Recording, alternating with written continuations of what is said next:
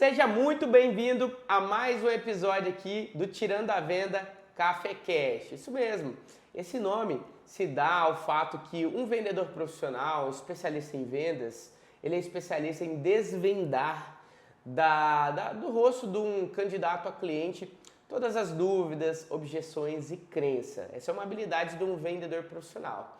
E a gente sempre traz aqui algum profissional de alto nível, alto gabarito, que correlaciona com o assunto vendas.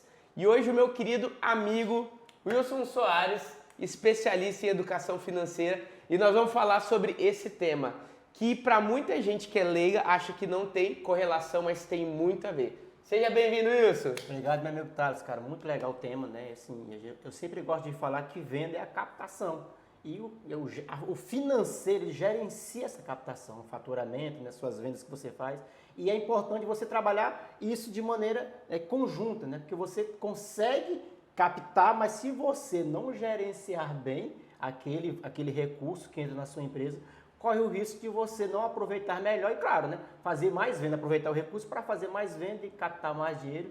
E o bate-papo hoje vai ser falando sobre isso, como você vai gerenciar esses recursos. Maravilha!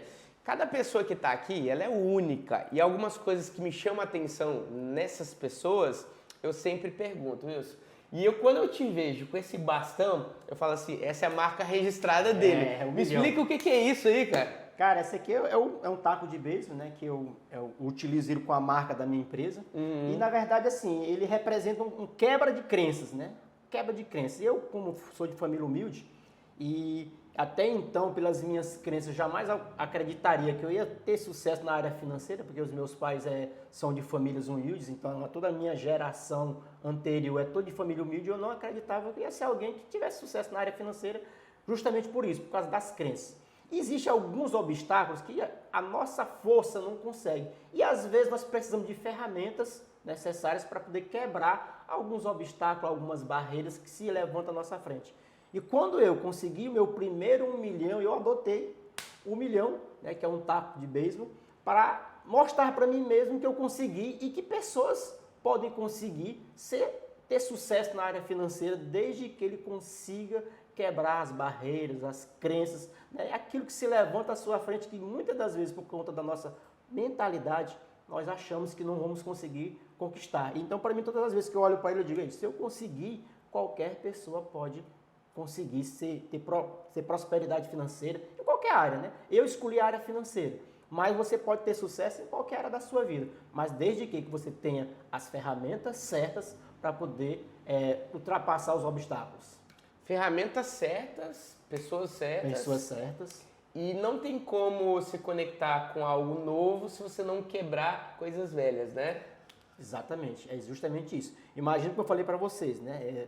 Eu tenho uma história de vida desde a infância um pouco sofredora, né? Como muita gente tem, mas se eu tivesse continuado naquele mesmo ambiente, com aquelas mesmas pessoas, com os mesmos pensamentos, provavelmente hoje eu não seria e nem teria o que eu tenho hoje. Então foi me conectar com novas pessoas, entrar em novos ambientes, quebrar às vezes os medos, as crenças e me desafiar, querer sempre crescer. Eu sempre gosto de falar que ambição é diferente de ganância, né? Então eu precisei ter um pouco mais de ambição, de crescer através dos meus próprios esforços, buscar ferramentas que me pudessem fazer crescer. Porque ganância já é algo mais, né? Você tem que pisar em pessoas, você tem que fazer coisas ruins com pessoas para crescer. Não, ambição não. Ambição é você não se conformar onde você está. Claro, você precisa ser grato pelo que tem, mas correr atrás de algo melhor. E foi o que eu fiz, né? Para poder realmente me desenvolver, tanto na área profissional, como na área pessoal, como na área financeira. Eu precisei justamente isso, me conectar com pessoas, abrir a minha mente, transformar a minha mente, porque a mente que eu tinha antes não me permitia estar onde eu estou hoje. E a mente que eu tenho hoje talvez não me permita estar aonde eu quero estar no futuro. Então, a mente é um processo de crescimento, sempre inovar, sempre buscar coisas novas para poder, digamos assim, fortalecer os músculos da mente. Maravilha! Ó, o Wilson, o Linkelson, o Henrique são proprietários dessa empresa incrível, Multifinance, que inclusive está trazendo para Teresina um evento bem interessante para quem é empresário, para quem é da área de vendas, para quem quer se desenvolver nas áreas de vendas, marketing, gestão financeira, empreendedorismo em geral, o Multifinance Experience, né? Que vai acontecer agora dia 4 de junho. A gente vai falar bastante desse evento, Sim. mas antes disso, eu gosto sempre de fazer uma anatomia da pessoa entrevistada, a anatomia da mentalidade, porque você primeiro pensa, depois age, depois você colhe os resultados. Exatamente. Então, você teve uma história lá atrás. Hoje a tua empresa é especialista em educação financeira, junto com seus sócios, né? E eu tenho certeza que isso nasceu de uma dor, ou seja, toda grande parte das nossas motivações e projetos nasce de alguma experiência, alguma dor, uma raiz. E aí eu quero explorar um pouco, a gente falar sobre como que nasceu esse seu interesse por educação financeira, de onde veio, que situação tu veio, uma cronologia desse seu interesse, porque hoje você e a tua equipe é responsável por tirar as pessoas do analfabetismo financeiro. A nível Teresina, que tem as escolas presenciais aqui, mas a nível Brasil e mundo, porque tem o trabalho no digital, né? Sim. Conta um pouco aí da tua trajetória com a educação financeira. Cara, eu vou contar aqui um pouco da minha história, né? Na verdade, eu sou natural da cidade de Alto Mangá, 80 quilômetros aqui de Teresina.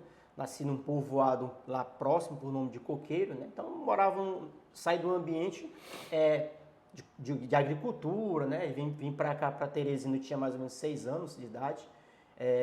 Até os meus 12 para 13 anos, né? Por conta da falta de recursos dos meus pais, eu só tinha uma refeição por dia. Então, era uma vez por dia e acabou, não tinha mais do que aquilo. Fui privado de brinquedos, roupas. Então, assim, tudo aquilo que uma criança, naquela época, em 85, 86, que foi um período aqui em Teresina muito complicado, porque houve uma grande alagação nesse período. Então, assim, tudo aquilo que uma criança precisava para aquele momento, eu não tinha, né? Porque não era culpa dos meus pais, é porque realmente os recursos daquela época eram muito escassos. Então, eu fui privado de brinquedos. Eu lembro que, para mim ter um brinquedo, existia uma grande loja aqui em Teresina que distribuía bolas, umas bolazinhas Natal, Dia das Crianças, eles distribuíam. Então, assim, eu lembro, eu tinha mais ou menos 8 para 9 anos, eu acordava às 6 da manhã para ficar sentado no meio-fio, esperando aquele carro que ia passar lá na periferia, né, eu morava no bairro periférico de Teresina, jogar aquela bola. Era o único brinquedo que eu tinha durante o ano. Então, assim, essa privacidade que eu tive, eu sempre achava que era algo normal, né? Não, realmente isso aqui as crianças não vai ter, e eu acreditava naquilo. E eu me lembro uma vez, eu estudava numa escola pública, e aí eu nunca fui bom em matemática. Pense no cara que tinha dificuldade com matemática. Era eu, rapaz. Que ironia, né? Eu era aquele cara que o menino o professor, que burro, dá 0 para ele. Né? Eu era aquele cara que, naquela época, o menino não gostava muito de estudar. Na verdade, para falar a verdade para você, eu ia para a escola não pelo estudo, mas pela merenda na hora do recreio, porque para mim seria uma refeição a mais. Então essa era a minha motivação, né? E pela comida, não pelo estudo. Eu lembro uma vez uma cena que aconteceu, a professora passou uma atividade para casa, para responder alguma atividade de matemática, e aí, ao retornar para a sala, meu nome é Antônio Wilson Soares. Antônio, a letra A é o primeiro sempre da lista de chamada. Nessa época, as pessoas chamavam o aluno pelo nome, né? Então, assim, eu fui logo, acho que o segundo ou terceiro. Antônio Wilson, vem responder essa questão aqui no quadro. E eu me lembro que a questão era algo bem fácil, tipo 2 mais 2, 2 mais 1. Sim. E tinha que fazer e responder, né? Sem olhar para o caderno, Moço, quando eu fui lá para a sala, escrevi, botei, tipo assim, 3 mais 2 era 5, eu botei 4. Moço, aí foi motivo de sorriso da sala. Professor, dá 0. Gente, aquilo, né? As pessoas falam de crença. O que transforma uma crença? O que é uma crença? A crença é um momento, né? Pode ser por repetição ou por um forte impacto emocional, né? Isso gera uma crença. Então, naquele dia em mim gerou uma crença, que eu não era capaz de aprender matemática, lidar com números. Então, durante bom tempo, eu não consegui, durante até acho que a 4ª série, eu tinha dificuldades com números. Eu criei um bloqueio realmente com números. Na 4ª série, uma professora minha, eu sempre com dificuldades, era a única disciplina que eu tinha maior dificuldade. Uma professora me olhou para mim e disse assim, você tem muita dificuldade com números, por que você não estuda? Eu disse, não, professora, é porque eu sou burro. Foi o que eu falei para ela por conta daquilo que eu tinha visto. Quem foi falar isso para você? Eu disse, não, os meus amigos, a professora, na terceira tal, não, você não é burro. Ela falou, não, você não é burro, você apenas não se esforça. Se você se esforçar, você pode ser o menino mais inteligente necessário na área de matemática. Eu disse, não, professor, ele disse, não. Aí ela meteu a mão na bolsa que ela tinha, puxou uma tabuada.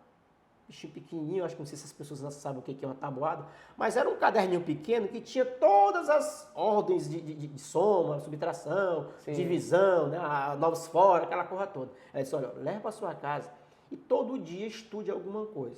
Você vai estudar todo dia, de forma com que você vai cantar a tabuada. Você vai cantar ela.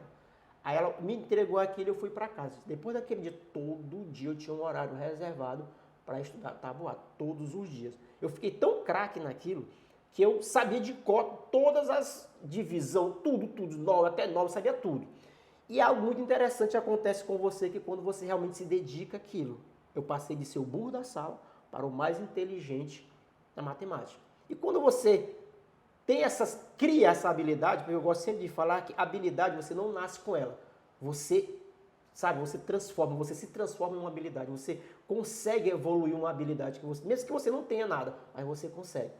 Então eu passei de ser o burro da sala para o aluno que todo mundo queria estar perto. Se tinha trabalho de matemática, eu era o mais disputado. Então eu comecei a ver o seguinte, ei, para aí.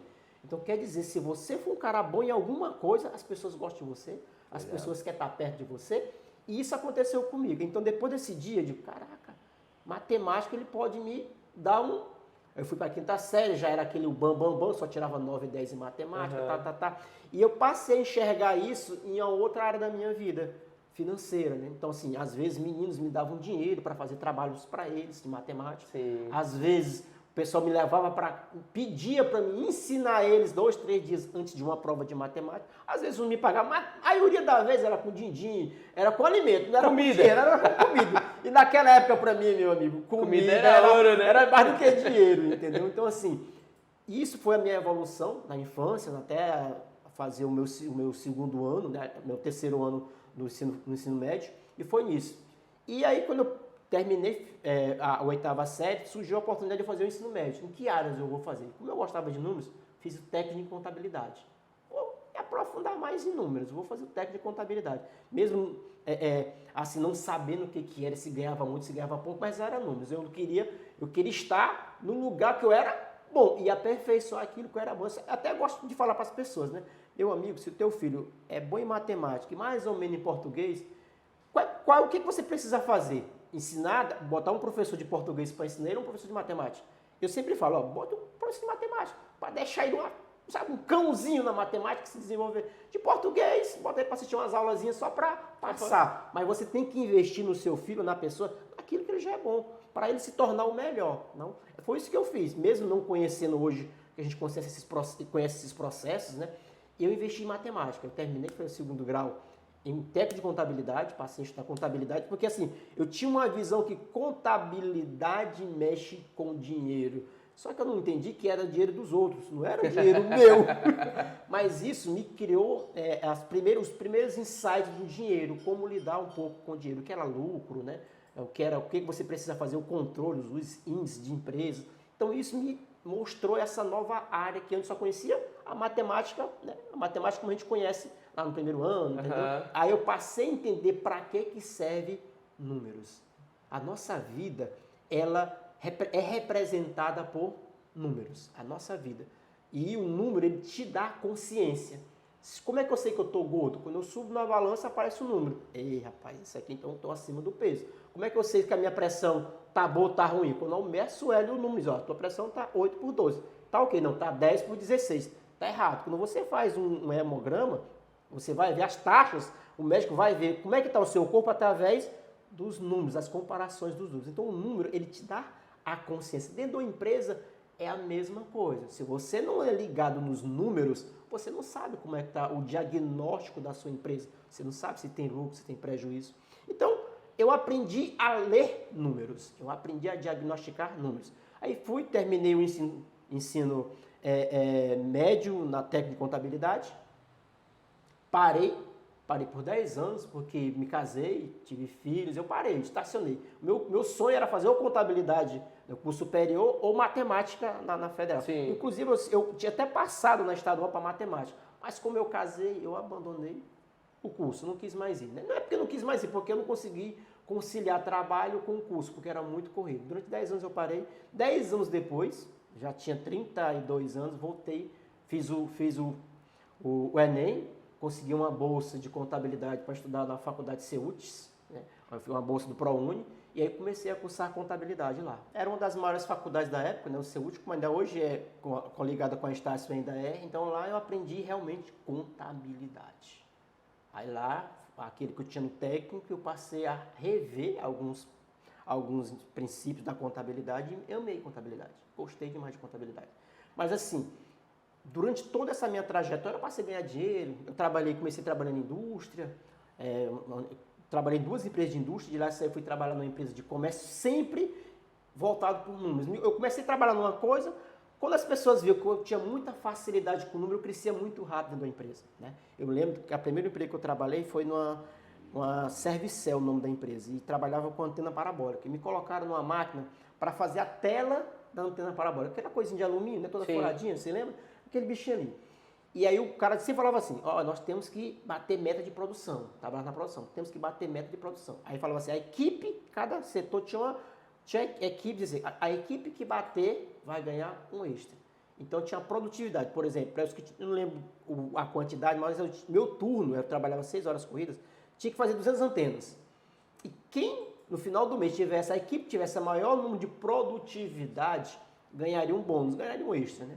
E eu passei a pegar o valor que eu queria, multiplicar o valor que eu queria, dividir pelo tempo que eu trabalhava. Quantas antenas parabólicas eu preciso fazer por hora para que eu possa chegar a minha meta, né? A meta, por exemplo, eu tinha que, em 4 semanas eu fazia 200 por semana, 800, então eu quero fazer 1.000, quero ser melhor do que os outros.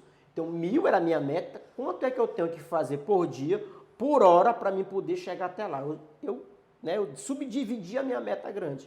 E aí, por ter facilidade com todo mês, eu bati a meta. Quando alguém chegava perto de mim, eu dizia, não, então para aí, eu tenho que aumentar a minha produtividade. Eu ia para os números, eu preciso fazer por hora, por cada 10 minutos, eu subdividia e sempre ficava na frente. Como eu sempre batia as metas, o cara via que, cara, todo mês aqui, o cara tá na frente. Me chamou, cara, tu quer ser gerente de produção?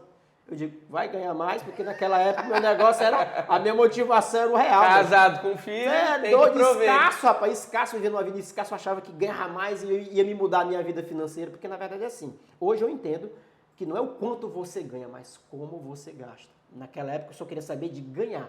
Tinha cheio de dívida, devia todo mundo, cartão, tudo quanto era lá. Não, mas eu ganhar mais, eu vou melhorar a minha vida. E continuava aumentando o meu salário e continuava dobrando as minhas dívidas. Depois a gente vai falar um pouco sobre isso. Então, na indústria, pancada, saí da indústria, fui para o comércio.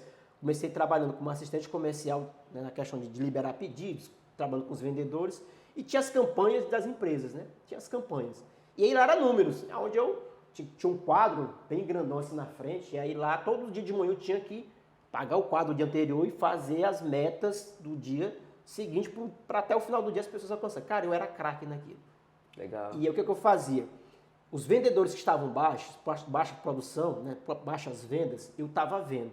E aí eu chegava, cara, a tua venda por dia está sendo assim, assim, assado. Tu tem que aumentar 30% das tuas vendas para tu chegar à meta final do mês. E eu falava aqui, ele ficava assim meio doido. Me disse assim, cara, o cara tá falando de quê? Ele tá falando em números, não estou entendendo nada. Disse, não, fala o seguinte, tudo aquilo que eu falar para você fazer, você vai lá e faz. Como assim? Não, eu vou te dizer os clientes que estão mais de 30 dias sem receber e você vai lá e vende teus produtos, já que ele está com muito tempo. Então, assim, eu passei a ser um gerenciador de metas da empresa, um gerenciador de metas dos gerentes, dos supervisores de venda e um gerenciador de meta dos vendedores. Cara, eu tinha 4 celulares. Tinha dia 5 horas da manhã, o pessoal estava me ligando. Isso, para onde é que eu vou agora? Ficou tipo assim, algo tão... Porque assim, os que não batiam nada passaram a bater metas, entendeu? Pelas rotas que eu dava para eles. Era 180 vendedores, né? A empresa que eu trabalhava era JSB na época. E aí, sabe, assim, o que aconteceu? No final desse... Eu entrei no dia 12 de junho, estava no meio das campanhas. Eram 12 fábricas, né? Várias fábricas, Ginomoto, Nissin. Essa empresa é distribuidora. Uhum. E eu entrei no meio da campanha. Cara, ele falou assim, Wilson, no final do ano, se nós batermos todas as metas das campanhas, tu vai ganhar uma premiação no final do ano. Eu entrei no meio do ano. Cara, e pensa num cara que caiu para dentro. Primeiramente, eu fui mapear todas as metas de todas as fábricas, quantos vendedores tinham, quantos supervisores tinham naquela fábrica, onde eles iam. Olhei o ano anterior, eu olhei o ano anterior para me poder traçar um plano de metas para aquele ano. Eu tinha 6 meses para fazer toda a equipe bater todas as metas. E assim, resumindo aqui para não contar muito da história, no final do ano nós batemos 12 metas de todas as fábricas. As 12 fábricas nós batemos todas as metas. O dono, cara, ficou tão animado porque naquela época foi assim que saiu aquele Veloster. Veloster da Hyundai. Lembra? O dono ganhou um Veloster zerado. Aí em cima mandou deixar um carro para ele zerado na casa dele. Que legal, cara. Lá, mostrou lá pra gente lá nas metas. Então assim, depois desse dia, o Wilson, que era aquele rapazinho, passou a ser o cara, o bambambam da empresa. Quando teve a festa no final do ano, foi lá no Lux Hotel, todo mundo queria saber, os pessoal lá do interior não me conhecia, só pelo telefone. Quem é o Wilson? Quem é o Wilson? Quem é o Wilson? Aí todo mundo, rapaz, Wilson, rapaz, tá. Porque todo mundo que bateu meta ganhou dinheiro. Claro. Inclusive, eu ganhei um dinheirozinho também, que faz parte, né? Claro. Faz parte, né? Claro. Mas aí sim, cara, e essa foi assim uma trajetória da minha vida. Saí do comércio, passei para o serviço, passei a trabalhar numa clínica de saúde. Lá a mesma coisa, passei a ver metas, a ver números, porque assim, você conhecer números e conhecer pessoas e fazer com que números e pessoas estejam juntos, cara, não tem como dar errado. Porque a maioria das pessoas não tem metas. A maioria das empresas não criam metas. Eu digo, sempre gosto de falar, se você não sabe para onde vai, você não chega a lugar nenhum. Meta serve para isso, financeiro serve para isso. E é muito interessante você falando, né? E eu analisando toda a trajetória. Tem várias coisas que me chamam a atenção. Número 1, muita gente nesse momento pode estar passando por alguma dificuldade financeira, né? E a sua dificuldade se tornou a tua maior fortaleza. Essa é a primeira coisa muito valiosa, né? Que é um prisma de olhar. Se você olhar positivamente para a situação, você transformou a matemática na tua maior habilidade. Ou seja, aquele garoto que achava que era burro em matemática se tornou um gênio da matemática. Essa é a primeira coisa. Então, se você está passando por alguma dificuldade, entenda, isso pode ser uma semente de oportunidade. Só depende de você transformá-la em tal, não é isso? Exatamente. Segunda coisa, você entendeu que com uma habilidade a gente pode chegar em qualquer ambiente. Ou seja, você foi buscando ambientes, você foi escalando, você foi subindo escadas. Escadas financeiras, sociais, degraus, né? E você foi tomando posse do desafio. Que isso que é ambição. Ambição o que é? É o desejo de subir o próximo degrau. Não é isso? Sim. E você foi se permitindo, né? E uma coisa muito interessante que você se viu também como uma ferramenta importantíssima em todos os ambientes, as empresas. Eu diria que uma empresa tem um empresário, digamos assim, tem um vendedor, tem um gestor, tem vários personagens. É igual uma equipe de Fórmula 1. Às vezes o piloto, né, que é o vendedor, digamos, ele não consegue visualizar um monte de coisa que o gestor visualiza. Então o cara às vezes é um ótimo vendedor, mas ele precisa de uma equipe que dê as direções. E no caso você foi luz, né, que iluminou o caminho de muita gente. Então só de você parar, olhar, pensar, definir uma rota, você fez você bater meta, mas todo mundo. Você gerou valor na vida da galera. É como se fosse assim, o piloto de Fórmula 1. O piloto de Fórmula 1, muitas vezes ele tá a 300 por hora. Ou seja, ele tá ali para bater a meta dele fazer. Então assim, ele não tem essa visão estratégica muitas vezes. E é legal ele ter na equipe dele, né, essa pessoa estratégica. Ou seja, a tua habilidade de backstage, de sempre estar ali analisando, faz muito lembrar aquele filme, né, O Homem que Virou o Jogo, lembra? Sim. Que é um livro que a gente recomenda, tá, pessoal? Você que empreende, assiste esse filme, né? Então, é um casamento perfeito. É uma equipe que dá certo. O piloto, a pessoa do carro, que é o empresário que gera a infraestrutura, mas o gestor, que é o estrategista, né? Ou seja, esse casamento perfeito gerou resultado para todo mundo, né? Exatamente. E aí eu lembro que na JS, nessa empresa que eu trabalhava, que é a JSB, como eu estava lá na questão das vendas, aí o cara teve um outro problema. Nós estávamos vendendo muito, entregando pouco. Conseguia vender muito, mas não estava entregando. Então nós estávamos tendo problemas de retorno. Uhum. E aí assim, o dono lá viu em mim esse estrategista. Ele disse, cara, eu já vi que aqui tu já dominou, tu pode ensinar isso que tu faz para uma outra pessoa e eu quero que você vá para uma área onde eu estou tendo problema, que é a área de distribuição, o estoque. Na hora da entrega eu estou tendo problema, eu não estou conseguindo conciliar. E treina alguém para ficar aqui e vai para lá, que nem que nós colocamos 2 pessoas para tomar de conta que tu já criou um mecanismo aqui, um padrão aqui, né? Que vamos só replicar para outras pessoas e as pessoas tomam de conta e tu vai para lá. Aí lá tu vai ganhar mais. Eu digo, vou ganhar mais? Pô, tá dentro, vamos embora lá. Então eu passei mais ou menos 45 dias treinando 2 pessoas para ficar no meu lugar e fui assumir a distribuição, né? Cheguei lá, moço, mais uma vez, sempre como eu gosto de falar, gente, quando você precisa fazer com que a equipe sinta o desejo de transformar o ambiente. E isso você só consegue quando você mostra números. Nós estamos aqui, eu e nós vamos chegar aqui. Eu vou ajudar nós chegarmos aqui. Cheguei lá, ó, totalmente caótico. O pessoal todo mundo sabe o que fazer, aquela porra toda. Por quê? Porque não tomava consciência, não tinha consciência do problema. Quando eu sentei, eu fiz análise lá, o que estava acontecendo, por que as mercadorias não estavam sendo entregues no tempo, demorava-se muito na hora de separar, demorava-se muito na hora de carregar. E aí não tinham metas, não tinha nada. Eu estava totalmente ao léu, na jogada, aquela coisa, tipo aquela música, deixa a vida me levar. Zeca Pagodinho tava na vida dele. Tava naquele negócio, sabe, andando, sem ter noção para onde ir. Aí cheguei lá, passei uma semana, não fiz nada, só analisei, só olhando, conversando com um, conversando com o outro, e anotando números, anotando aquilo tudo, quantas carradas era por dia, Depois que eu fiz o número, eu ia para casa, joguei para uma planilha e queria trazer, se não me engano, na época tinha 8 caminhões e 3 combis. 3 combis. Só que eles não tinham, na distribuição é muito importante, você traçar rotas que lhe permitam entregar mais em menos tempo. E lá era não, lá era, o cara veio aqui, o que estava mais perto, estava aqui na Zona Sul, botava um na Zona Sul e outro na Zona Norte, o cara rodava a Teresina todinha para entregar um aqui e entregar outro lá na Zona Norte, ficava aquelas coisas, né? Aí eu disse, não, a primeira coisa que eu preciso fazer é traçar rotas que dê eficiência nas entregas. Aí eu tracei rotas, depois fui trabalhar com a equipe, ensinar a equipe a trabalhar em equipe. Porque assim, dentro de uma empresa que cada qual trabalha por si, é mais complicado conseguir resultado. Mas quando toda a equipe trabalha junta por um propósito só, aí fica bem mais fácil.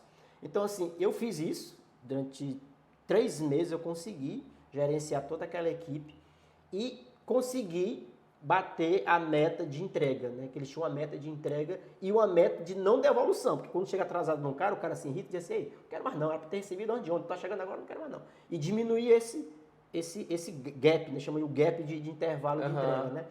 Então assim, consegui fazer isso como? Números, pessoas.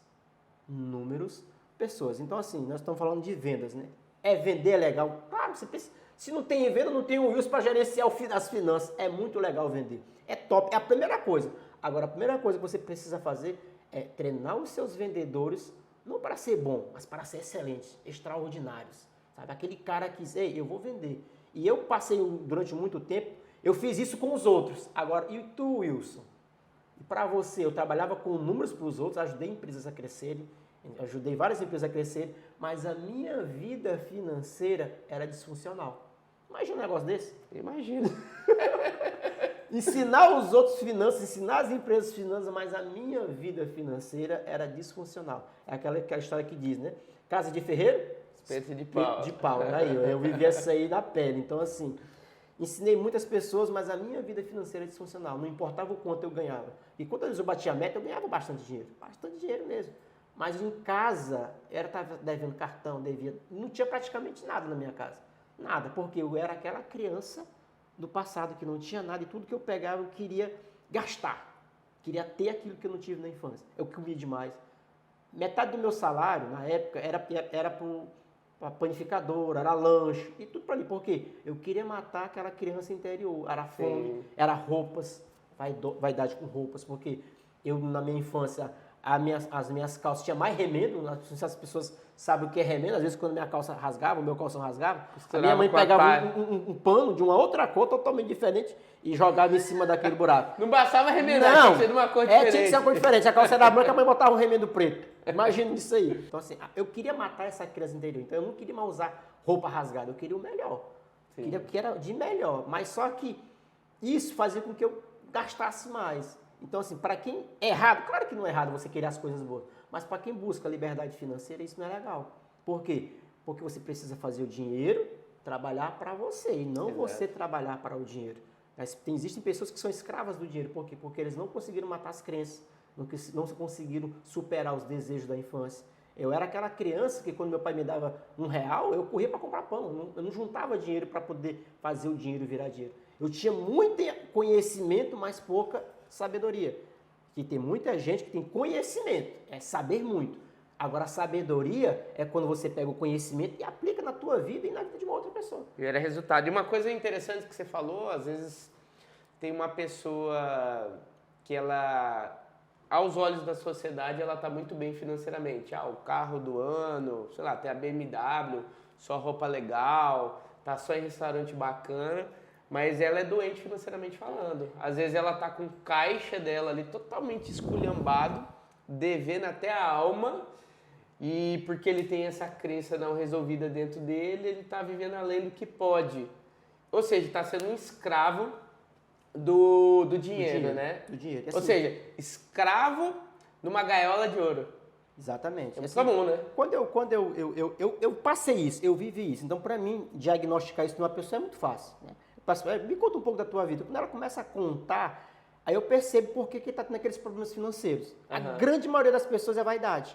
Ou seja, no passado ele não era aquilo que ele queria ser, ou seja, era o mais pequenininho, era o mais pobre, era o mais isso, era o mais... Não é a regra, mas a grande maioria é assim. Em geral, era aquela pessoa que não era reconhecida, que passou por dificuldades, quando ele passa a trabalhar e ter dinheiro, ele não quer mais ser aquela pessoa. E ele acha que ele tendo o melhor vai mostrar para as pessoas que ele é o cara, que ele tem o melhor carro, que ele tem a melhor roupa, mesmo estando endividado. Porque você vê o que os olhos enxergam, mas não enxerga digamos, as dificuldades que ele passa por conta de querer ser. Eu gosto sempre de falar, tem pessoas que compram o que não precisa, com o dinheiro que não tem, para mostrar para quem não se importa. Ou seja, vive por aparência. Ele quer estar em um lugar melhor, quer ser melhor do que os outros. Mas, na verdade, você não precisa ter para ser. Você já é bom.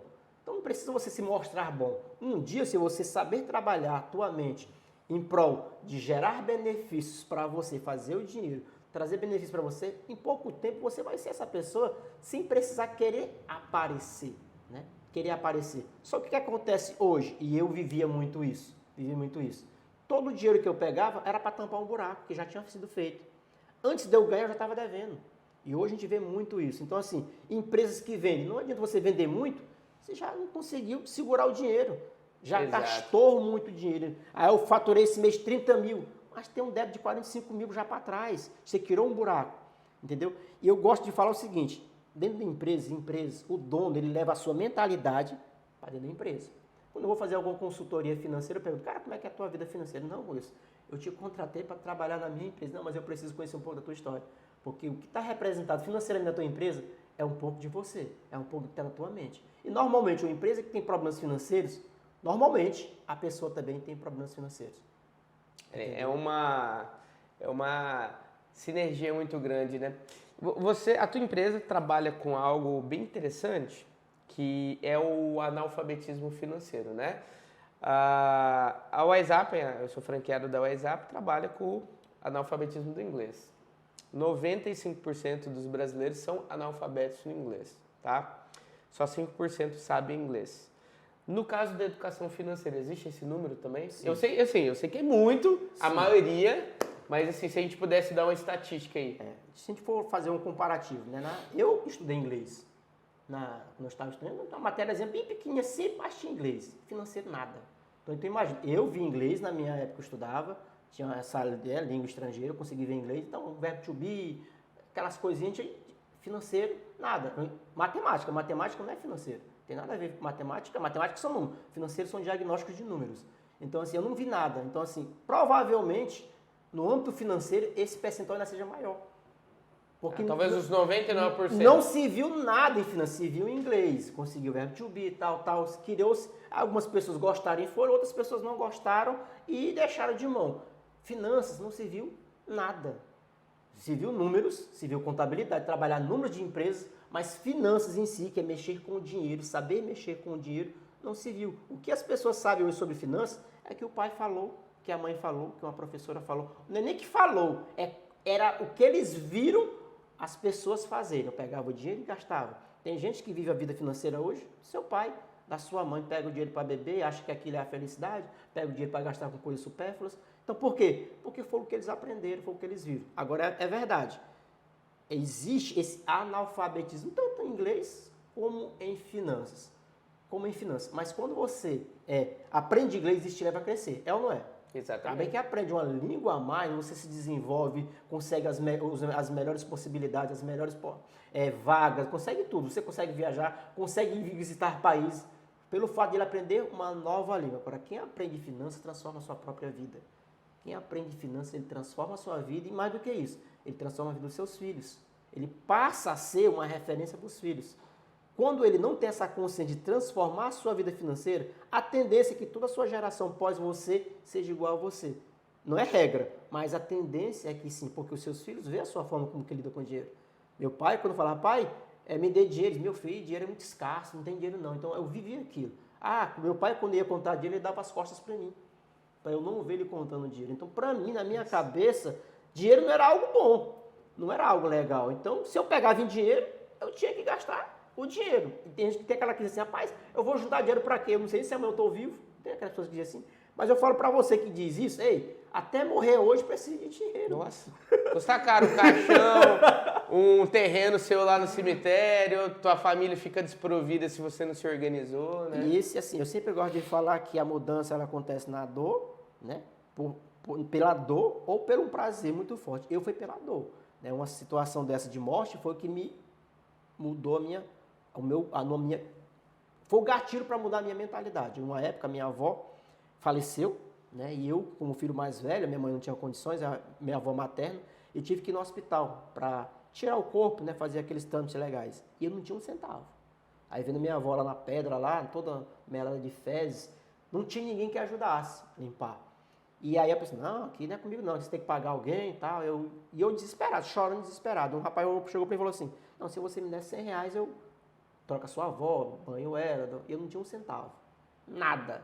E naquele dia, eu chorando lá no lápis, lá na pedra que ela estava lá, eu falei, a partir de hoje, a partir de hoje, nunca mais ninguém vai passar por isso na minha vida.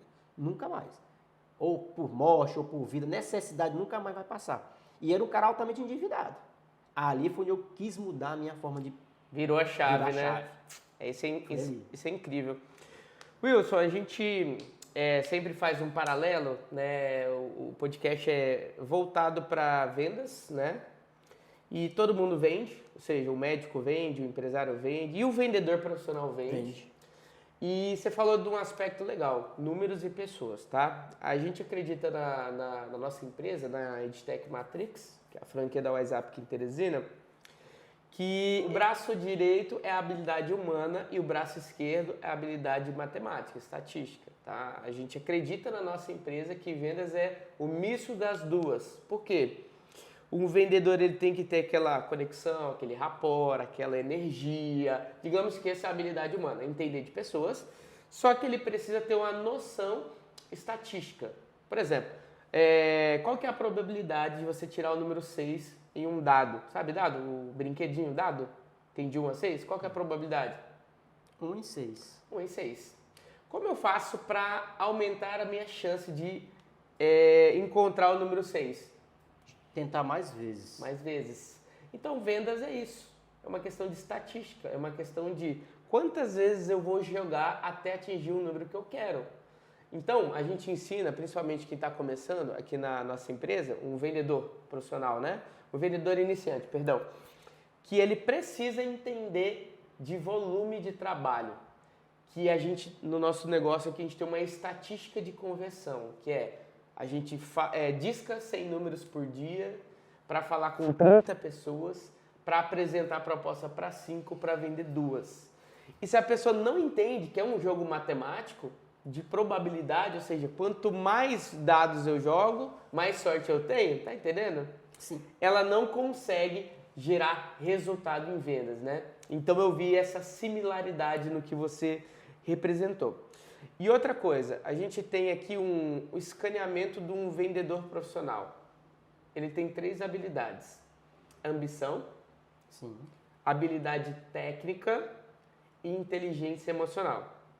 Então, essa pessoa que domina essas 3 áreas, ela se torna um vendedor profissional. É o tripé. É, um empresário profissional, enfim. E uma coisa que me chama muita atenção é o lado negativo, emocionalmente, do vendedor ou do empresário que está vivendo o momento de dívida. Por quê? Em vendas, uma das coisas importantes é você não querer vender. Em que sentido? Você não expressar para o teu candidato a cliente que você é um desesperado precisando daquela venda. Quando você emite esse sinal dentro do teu coração que você está precisando, você, de alguma forma, gera uma desconfiança na cabeça da outra pessoa. É como se ficasse um letreiro na tua testa. Eu só quero o teu dinheiro. Você não transmite uma energia boa para a pessoa. Em geral, essa pessoa tende a negar comprar contigo. O que eu estou querendo dizer? É muito comum vendedores serem desorganizados financeiramente. É muito comum eles estarem, aquela famosa expressão, né? Vendendo o almoço para comprar a janta. Vende o almoço para comprar a janta. Isso é muito nocivo e negativo para um vendedor de alta performance. Porque se ele estiver precisando muito vender, quanto mais precisando vender, menos ele vende. Atropela Atropela o percurso. Ou seja, o vendedor é importante ele ter noção que quanto mais organizado financeiramente ele for, menos ansioso ele fica, menos nervoso, menos precisando da venda ele fica. Ou seja, o nível de inteligência emocional dele fica mais preservado, entendeu? É verdade. Logo, ele tende a conseguir melhores resultados. O que eu estou querendo dizer? Se você é empresário, se você é médico, qualquer área que você é, tá? É fundamental para a sua saúde emocional você estar bem financeiramente. Ou seja, você está organizado, certo? Porque muito vendedor ganha muito, mas é o que você falou, o que você fez, inclusive, né? Gasta mais do que ganha e vive na corrida dos ratos. A maioria das pessoas. Era das pessoas, né? Das pessoas. Ou seja, então a gente pode concluir nessa anamnese, digamos assim, que o vendedor que tem uma inteligência financeira, uma gestão financeira, ele tem uma tendência maior de ter uma inteligência emocional. Exatamente. Sempre pode falar assim, né? Que aquele que mais precisa é quem menos tem, porque o emocional não permite. Normalmente quem tem pouco ou está passando por problemas financeiros, busca atalhos, quer mudar a sua vida da noite para o dia. E isso atropela as suas decisões, né? Por que a loteria é um sucesso e nunca vai quebrar? Porque a loteria vende um sonho de que vai mudar a sua vida de noite para o dia. Só que isso é não sei quantos milhões de pessoas que vai conseguir. Mas as pessoas vivem aquele sonho. O que acontece? Gastam. Se muitas pessoas pegassem aquele dinheiro que eles gastam em loteria, tem gente que faz jogos 3 vezes por semana, 4 vezes por semana. Agora com esses jogos de esporte, né, que tem aquele negócio de bet, não sei o quê, as pessoas investem dinheiro naquilo porque querem resolver o seu problema financeiro da noite para o dia. Isso não se segura, isso é desespero. Isso é uma fantasia. Nas vendas é a mesma coisa. O cara está desesperado para vender, ele não consegue fazer um bom negócio. Na empresa é a mesma coisa. Se você está desesperado para poder ganhar dinheiro, você vai fazer um mau negócio, porque a inteligência emocional é no desespero onde você toma as piores decisões. Mas quando você está alicerçado financeiramente e quer fazer um bom negócio, vai ser um bom negócio. Você não pensa, como você disse, né? Não está estampado aqui naquela, eu quero ter o dinheiro. E cara, meu amigo, o cara sabe. Quem está comprando, rapaz, esse cara tá só olhando pro meu dinheiro, olha pra minha carteira. Tipo, o cara tá com cartão de crédito e o cara tá lá. Rapaz, pois é, se você me comprar esse produto, esse cara só quer o meu dinheiro. Então, assim, isso que você falou faz todo sentido, né? Todo sentido. Eu tinha dificuldade no início com a questão da venda, né? Porque a venda é emocional. Eu não conseguia me vender com medo do não. Com medo do não. Mas aquele que você falou do dado, é muito importante sobre falar sobre isso, né? Porque assim, como eu tinha medo, no primeiro não eu já estava assim, desanimava, então, não vai dar certo não consigo vender não. Mas faz parte, é como você falou, você vai ganhar de 100 não que você tiver, vai ter 10. Olha lá, né? Isso que a gente ser bem generoso, na verdade não é nem assim. Mas o não faz parte, às vezes o não um dia vai se transformar num sim. Exato. Vai se transformar num sim. Tentar de novo com o cara, a mesma pessoa. Meu amigo, eu aqui de novo, tá? Cara, ó, tá, naquele dia não deu, porque às vezes é momentos. São momentos que a pessoa diz o não para você, talvez é um momento que ele não esteja preparado. Mas vai lá de novo, um outro momento, e quem sabe consegue um sim. Mas isso realmente que você falou é totalmente correto, tanto na área financeira como na área das vendas. Eu faço uma analogia que o não, ele antecede o sim, certo? Imagina que você quer ir de um ponto A para um ponto B e tem um rio no meio. Imagina aquela cena daquelas pontes de madeira, tá? Ou seja, é gostoso passar de um lado para o outro? Sim. Então, o que te leva de um lado para o outro são aquelas madeirinhas. Cada madeirinha dessa é um não. É necessário o não para você ir pisando para chegar do outro lado. O outro lado é o sim. Ou seja, quando a pessoa entende isso, ela entende que o não faz parte. Faz parte do processo. Faz parte e ela precisa pisar no não. Ou seja, que legal. Se eu ganhei esse não aqui, eu estou mais perto do sim. Porque eu andei algumas casas. Tá entendendo? Então essa inversão de mentalidade é o que faz a pessoa atingir grandes resultados em vendas, né? E além disso, também a reflexão. A vida é mais não do que sim. Se você estiver sentindo no teu coração o inverso, é porque você fantasiou. Mas vamos lá, pensa o seguinte, você nasceu e eu nasci. Quantos milhões de espermatozoides não nasceram? 65 milhões de espermatozoides. Entendeu? Né? Só nasceu você. Nasceu um. Olha que interessante. A corrida da vida já nasce com um monte de gente tomando não. Interessante, né? Pra trás. E aí você ganhou um sim, tá tudo bem, mas foi uma corrida, você poderia ter perdido, certo? Sim. Se você analisar na vida, né, tem menos pessoas endinheiradas, né, do que pessoas. Então, assim, são mais nãos do que sim. Num concurso público, são mais nãos do que sim. Tem, sei lá, 10 mil inscritos, passam 10, 50, tá entendendo? Então, a vida, ela é mais não do que sim. Por alguma razão, talvez na nossa criação, que a gente acha que é o oposto. Mas não é. Não é. É mais não do que sim. Ou seja, quando a pessoa entende isso, ela começa a tornar o não algo muito tranquilo na mente dela, entende? Bem parecido com a morte também. A gente não se relaciona bem com a morte. Mas a morte é a única certeza que a gente tem. Olha que doido. A gente não se relaciona com a única certeza que todo mundo tem. Você vai morrer, eu vou morrer, o Henrique vai morrer, todo mundo vai morrer, né? Então isso é crença. Ou seja, a pessoa precisa mudar a crença dela, o que está dentro da cabeça e do coração dela, para ela surfar essa onda do não. É verdade. Na verdade, o que você falou, a gente fomos preparados para receber sim. Nós esperamos sempre receber sim, mas não fomos preparados para o não. Né?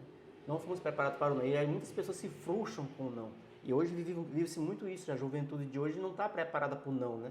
E isso é muito complicado. Você precisa preparar o seu filho para receber o não. O não faz parte.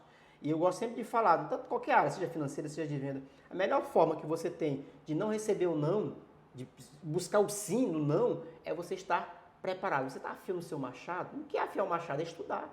Eu quero ser um bom vendedor. Estuda vendas, cara. Eu quero ser um cara que quer mudar minha vida financeira. Estuda finanças. Ah, eu quero ser um cara que quer ser bom em inglês. Estuda inglês. Você precisa realmente se preparar, afiar o machado. Tem que afiar o machado para poder não bater, né, não cortar errado. Não dar um corte errado. O machado tem que estar afiado. Agora, muitas pessoas não querem afiar o machado e querem ter resultados positivos se não estuda para aquilo. Então, assim, não afia o machado que é derrubar. Não dá, meu amigo, não dá. Então, meu amigo, afia o machado. Não sei qual é a área da sua vida que você quer. Você quer ser um bom vendedor? Cara, busca cara que sabe, vai te dar as ferramentas necessárias. Tu imagina hoje tu tá com o machado cego e alguém te dá um motosserra, tu vai derrubar muito mais árvores. Muito mais árvores. Só que quando você tiver com o seu machado cego, outras pessoas estão se preparando na sua frente. E às vezes as pessoas dizem o quê, sabe, Thales? O cara teve sorte. Não, não é questão de sorte. Mas é questão de preparação. Então se prepare para vender. Se você é uma empresa que não está vendendo muito, cara, vai atrás, meu amigo. Os clientes, eles não vão até você assim, não. Você tem que prospectar o cliente, é como o Thales falou aqui. Você liga para 100, né, para... Disco para 100, como é, diga lá. Disco para 100 todo dia. Sim. Um vendedor faz isso por dia. Disca para 100 pessoas, fala com 30, ou seja, porque muita gente você diz que não te atende. Consegue falar com 30, dessas 30 ele agenda uma visita, só que é uma entrevista que a gente chama, né? E dessas 5 ele só vende para 2. Então, para cada 100 ele vai vender 2. Ou se você tem que dar 100 tiros para poder acertar em 2. Então, gente, é isso. Não é fácil. Mas se fosse fácil, todo mundo teria bons resultados. Mas Exato. É possível. Exatamente. É possível. Então, assim, um podcast desse já vai te dar alguns insights naquilo que você precisa. Um livro, né? O meu primeiro livro que eu li para mudar minha mentalidade foi Pai Pobre, Pai Rico. Então, assim, a leitura te traz conhecimento, o conhecimento expande a tua mente. E aí, se você não consegue expandir a tua mente, vive no teu mesmo ambiente, anda com os teus mesmos amigos, cara, a probabilidade de você crescer, se desenvolver, ter grandes resultados é muito mínima. Então, a pessoa precisa realmente buscar conhecimento, né? Buscar conhecimento na área. E falando em conhecimento, até para a gente fechar aqui com chave de ouro esse nosso CaféCast, tirando a venda, vamos falar do Multifinance Experience, que vai acontecer dia 4 de junho. O que o teresinense pode esperar? Como que vai ser? Conta para nós aí. Cara, assim, eu vi nas mentorias que eu dei para as empresas, né, esse gap, né, essa necessidade, né? Não é uma fórmula mágica, mas é algo que ajuda. Existe pelo menos 6 pilares na empresa que as pessoas têm que ter mínimo de conhecimento para conquistar bons resultados, né? São os pilares que eu percebi que as pessoas não, principalmente os pequenos empresários, eles não têm essa visão. Então, assim, o Multifinance Experience vai trazer essas 6 áreas para que os pequenos empresários, ou até mesmo já empresários médios e inteligentes, possam enxergar isso e ter uma consciência que eles precisam melhorar nessas áreas. Porque isso vai trazer resultados. Sempre eu gosto de falar, ei, tu não quer que a tua empresa feche? O maior responsável por isso é você. É você que é o dono da empresa, é você que é o empresário, é você que é o cara que está à frente. Se você não detém ferramentas necessárias para poder melhorar os seus resultados, você acha que o seu funcionário vai fazer? Não vai. Então, assim, o Multifinance Experience é justamente isso. Nós vamos trazer os melhores da região para falar aquilo que você precisa para melhorar os resultados da sua empresa. Esse ano, esse início de ano de 2023, se você for pensar, muitas empresas fecharam. Por quê? Porque não sabiam gestão no mínimo possível. Então a gente vai trazer vendas com um dos caras que é o melhor cabo aqui em Teresina, um cara que estudou com o melhor vendas, então assim, já estou aqui com ele, meu amigo Thales vai estar lá, né, vai trazer sua palestra de vendas. Se você tem dificuldade para vender, vai lá, aprende algumas técnicas de venda. Vamos falar também um pouco sobre gestão de pessoas com meu amigo Benigno, ele vai falar sobre gestão de pessoas, ele vai te dar algumas dicas de atendimento, vai te dar algumas dicas do que você precisa ter dentro da sua empresa para poder cativar o paciente, é daquele uau, né? A recepção, a hora de receber, a hora que o cara é o primeiro contato com o paciente. Então, com o cliente, você precisa desse conhecimento. Você vai saber também na área de investimentos, né? Sim, isso sobrou dinheiro. O que é que eu faço com o dinheiro? Tem pessoas que não sobra dinheiro porque não tem como investir, não sabe nem como investir. Então, se não sabe como investir, às vezes nem sobra. Mas sobrou dinheiro, o que é que eu faço com ele? Vamos falar um pouco sobre investimentos, para você saber investir o seu lucro, reinvestir na sua empresa ou investir para a sua independência financeira. Nós vamos estar falando também sobre network. O que é network? Meu amigo, se você tem amigos que te possam abrir portas, é a melhor coisa que tem, não, Thales? Exatamente. Você tá com amigos, com pessoas que te abrem portas, cara, não tem Chega mais longe, né? Chega mais longe, é muito mais fácil. Então, assim, eu não chamo isso de atalho, mas com certeza é um caminho mais curto para você chegar a um determinado patamar de vida. Ter pessoas que já estão lá. Então, a gente vai falar sobre network. Vamos falar sobre gestão financeira. Nesse caso, vou estar lá com 1 milhão, viu? Vou estar lá para contar um pouco da minha história de vida e te ensinar algumas coisas que eu aprendi no decorrer desses 20 anos que trabalho com finanças. Foi que faltou? Eu falei de finanças? Ah, sim, e o principal, né? Marketing. Hoje, quem não tem marketing na sua empresa, meu irmão, você está, sabe, correndo o risco de fechar. Se as pessoas não te veem no digital, você corre o risco de fechar. Porque se você vai num shopping daquele, tá lá uma televisão de 200 polegadas e tá lá 500 pessoas almoçando, você vai olhar para cada um, ninguém tá olhando para a televisão. A pessoa tá onde? Celular. No celular. E se a tua empresa não tá na palma da mão dos clientes, meu amigo, já era. Então você é o nosso convidado, né, para estar lá. A gente vai deixar o link para você fazer a sua inscrição. E assim, Wilson, qual é o meu investimento? Cara, o investimento é menos do que uma pizza. É muito barato. É menos do que uma pizza, cara. R$ 49,90 é um investimento que a pessoa vai fazer para ter 5 horas de conhecimento que vai melhorar os resultados na tua vida pessoal e na vida da sua empresa. Então você é o nosso convidado. É isso aí. Pessoal, mais um Tirando a Venda Café Cash. Obrigado. Show, meu amigo. Pela presença. Gostei demais, viu? Ó, você recebeu da gente hoje uma semente. Então, o que você pode fazer? Eu e o Wilson acabamos aqui de te disponibilizar uma semente valiosa, tá? Você é um solo muito fértil que, se receber essa semente, vai multiplicar. Você vai ser um multiplicador, assim como o Wilson, ok? E tem um detalhe, muitas outras pessoas também são solo fértil. Ou seja, leva essa semente para outras pessoas, um amigo, um colega, um familiar. Faz o seguinte, compartilha com 10 pessoas, tá? Que você vai ver o quanto próspera essa pessoa vai se tornar com esse conhecimento, beleza? Acompanha nosso trabalho aí, Tirando a Venda Podcast ou Café Cash, né? E é isso, galera. Agora é hora do lanchinho. Bora lá, meu amigo. Tamo junto e misturado. Valeu, meu irmão. Tamo junto, meu Tamo querido. junto, cara.